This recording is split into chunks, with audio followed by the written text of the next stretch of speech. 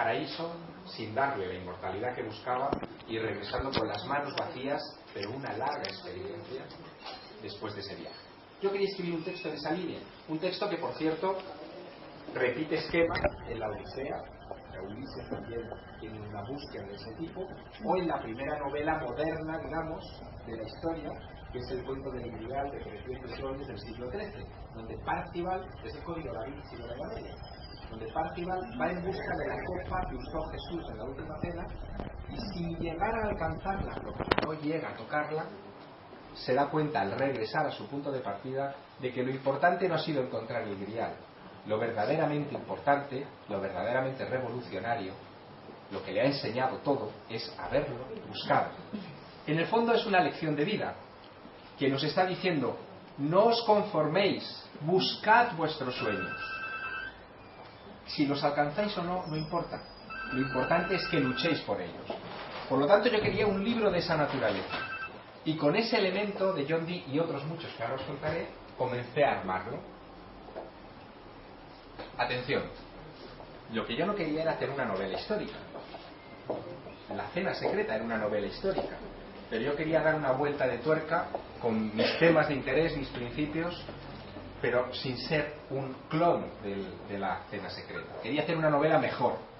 Mi novela de búsqueda empieza en la Catedral de Santiago de Compostela. La protagonista es una restauradora, historiadora del arte, que trabaja colgada de unos arneses en el pórtico de la gloria del maestro Mateo, y que de repente nota que entra un intruso en la catedral, intenta comunicarle algo con urgencia en un idioma que desconoce, y al segundo entra un tercer individuo que abre fuego contra ese extraño y lo pone en huida. Es un inicio de película, es un inicio vertiginoso, que os lo cuento porque más o menos viene resumido en la contraportada del libro, si no, no os lo contaría. Lo único que os contaré de más es que Julia recibe la noticia, que también viene en la solapa, de que su marido ha sido secuestrado. Y por lo tanto, ahí empieza la búsqueda.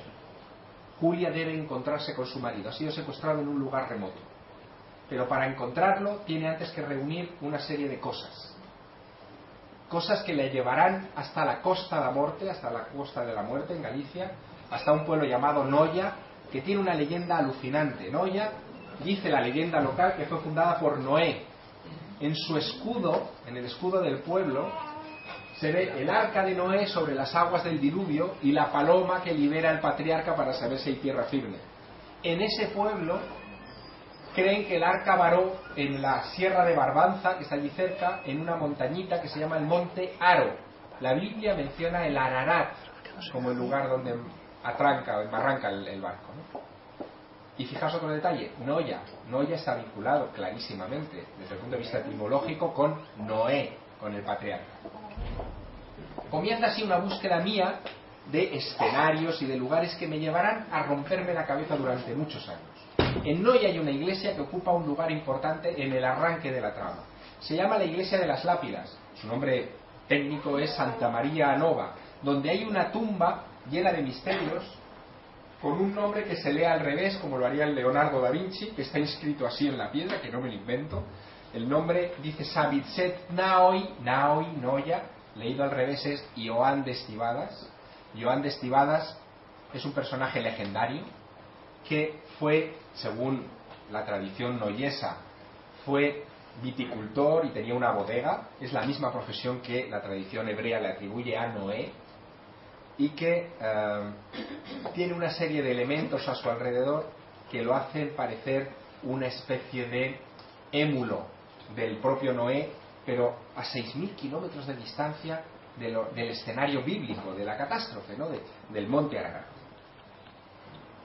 Esta es la iglesia. Por lo tanto, cuando leáis sobre esto, que sepáis que existe, como existen todos y cada uno de los escenarios de la novela, y todas y cada una de las referencias bibliográficas que se mencionan en el texto son reales, salvo una.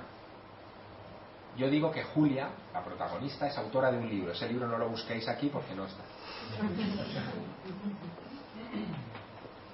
Yo termino enredado finalmente en una gran búsqueda, la búsqueda del arca de Noé. Noia me lleva al monte Ararat y a Noé, y a la tradición bíblica. Y ahí me encuentro con algo sorprendente.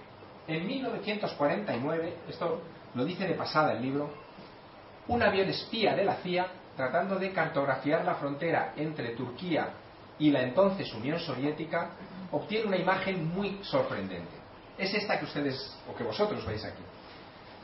A 4.600 metros de altura, vamos a ver si me sale la flechita, aquí, debajo de un glaciar en deshielo, aparece una roca de aspecto geométrico de 130 metros de largo. Es el tamaño que según la Biblia se le asigna al Arca de Noé. La CIA clasifica estas fotos con el nombre de la anomalía del Ararat y les pone el sello de alto secreto. Claro, ponerle el alto secreto al Arca de Noé había que tener humor. Y varios miembros del servicio cartográfico de Langley en Virginia de la CIA se van de la lengua y comienza a circular el rumor desde muy pronto de que la CIA ha fotografiado el Arca. Tanto es así que incluso en generaciones posteriores de miembros de la agencia se encargan más fotos del Ararat, fotos satélite, como esta que veis aquí, del año 2003, donde se ve en ese mismo borde de la montaña, pero fotografiado desde arriba, una especie de objeto usado. O esta foto del año 2000, año de nieves, del satélite Iconos, donde la zona de la anomalía está como tapada por una lengua de nieve. No sé si lo apreciáis bien. O esta del 73, de los satélites Keyhole, donde también se ve algo extraño a 4.600 metros de altura. Con todo esto, evidentemente, son muchos los, entre comillas, locos que van en busca del Arca de Noé. Gente que deja diarios de campo, genera informaciones que yo recojo meticulosamente para construir mi novela, pero sobre todo me fijo en este personaje, James Irwin, astronauta de las misiones Apolo, el octavo hombre que pone el pie en la Luna y que después de su misión lunar en el año 72 decide consagrar su vida a buscar pruebas de la existencia de Dios. En fin, a cada uno le dio por algo, de los astronautas. Unos se dedicaron al alcoholismo, otros hicieron estas cosas. No, pasó. Y es lógico. Pensad por un momento. Veo que hay mucha gente joven aquí. Pensad que con 30 años, que es lo que tenían esta gente, conseguís la mayor hazaña no de vuestra generación, sino de la historia de la humanidad, y que os reciben en todos los países pues con todos los honores, con honores de héroes globales.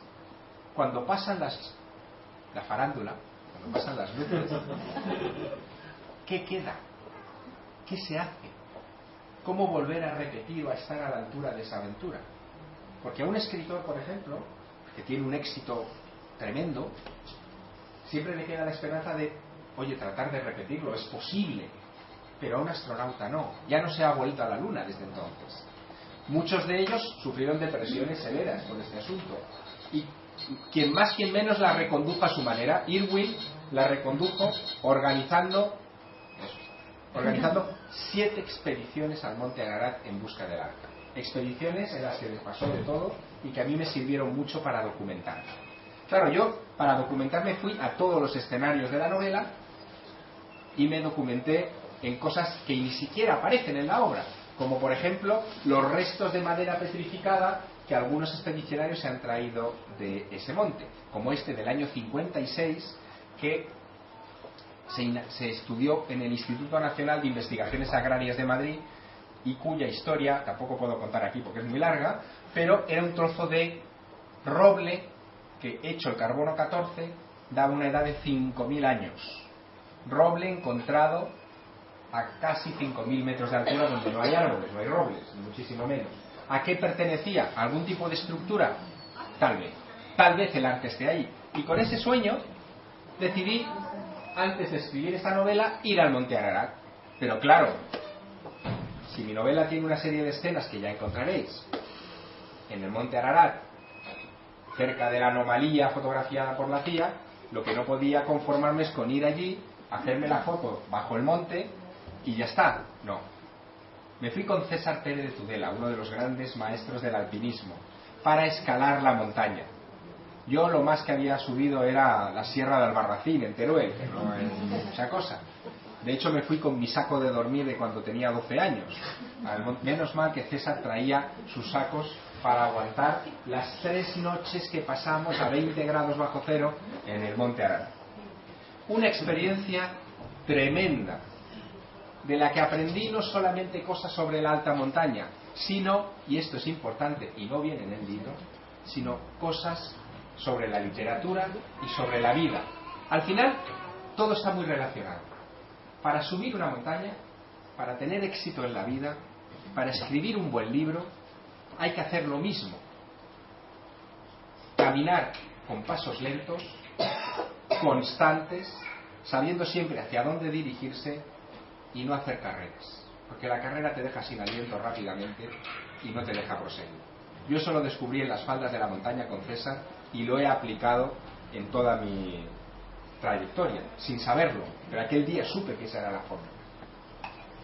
Por lo tanto, lo que tenéis hoy en las manos es una novela, pero hay mucho más detrás.